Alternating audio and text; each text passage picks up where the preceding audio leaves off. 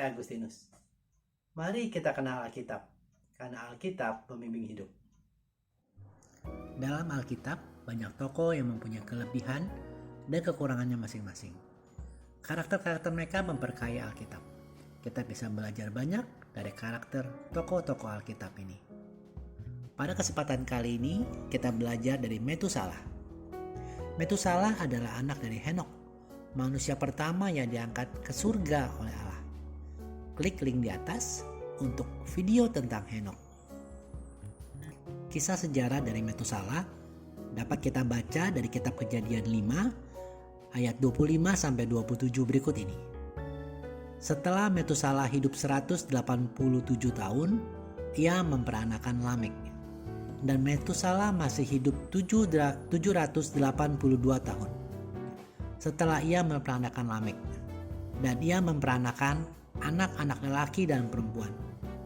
Jadi Metusalah mencapai umur 969 tahun, lalu ia mati. Di Alkitab tertulis umur Metusalah adalah 969 tahun. Dialah manusia tertua yang tercatat dalam Alkitab. Ada alasan mengapa Allah memberikan umur yang begitu panjang kepada Metusalah. Mari kita pelajari diagram berikut ini. Di sini teman-teman dapat melihat umur Metusalah, juga Lamek, Nuh, dan sebagian dari Sam, Ham, dan Yafet. Tahun 0 adalah di mana saat Metusalah lahir. Kemudian di sisi kanan teman-teman dapat melihat di mana air bah datang. Di tahun 969, yaitu di mana Metusalah mati. Di saat itu terjadi air bah. Jadi Nuh berumur 500 tahun di mana dia memperanakan Sem, Ham, dan Yafet. Dan Sem, Ham, dan Yafet bersama-sama dengan Nuh dan istri-istri mereka, merekalah yang Tuhan selamatkan dari air bah itu. Arti dari nama Metusalah, jika kita terjemahkan, adalah ketika ia mati akan ada penghakiman. Dan benar, setelah Metusalah meninggal, terjadilah air bah. Alkitab mencatat 7 hari lagi, karena adat Yahudi adalah berkabung selama 7 hari. Dapat kita baca pada kitab Kejadian 7 ayat 4 berikut ini. Sebab 7 hari lagi, aku akan menurunkan hujan ke atas bumi 40 hari 40 malam lamanya. Dan aku akan menghapuskan dari muka bumi segala yang ada yang kujadikan itu. Jadi Metusalah menjadi manusia terpanjang umurnya karena Tuhan memberikan kesempatan manusia di perjanjian lama untuk bertobat. Hal ini sebenarnya sama juga dengan kita di akhir zaman ini. Tuhan masih memberikan kesempatan kita untuk bertobat, memperbaiki hidup agar berkenan dan semakin serupa dengan Kristus. Rasul Petrus juga mengingatkan kita dalam suratnya. 2 Petrus 3 ayat 15. Anggaplah kesabaran Tuhan kita sebagai kesempatan bagimu untuk beroleh selamat. Teman-teman, saat Anda mendengar renungan ini, yakinlah ini bukan suatu kebetulan, tetapi sungguh cinta Tuhan kepada Anda yang ingin Anda selamat dan bisa bersama-sama dengan Dia dalam kerajaannya. Jangan tunda lagi, jangan mencari alasan lagi.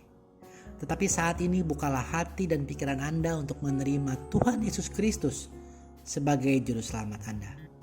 Karena perkataan Tuhan Yesus sendiri dalam kitab Yohanes 3 ayat 16. Karena begitu besar kasih Allah akan dunia ini, sehingga ia telah mengaruniakan anaknya yang tunggal, supaya setiap orang yang percaya kepadanya tidak binasa, melainkan beroleh hidup yang kekal. Kita yang dengan hati percaya kepada Tuhan Yesus akan dibenarkan. Dan kita yang dengan mulut mengaku Tuhan Yesus juru selamat kita, maka akan diselamatkan. Teman-teman, marilah bersama-sama kita berdoa. Tuhan Yesus, aku datang kepadamu. Ampunilah dosa-dosaku, kemarahanku, pemberontakan hidupku, dan semua kekotoranku. Sucikanlah aku dengan darah-Mu.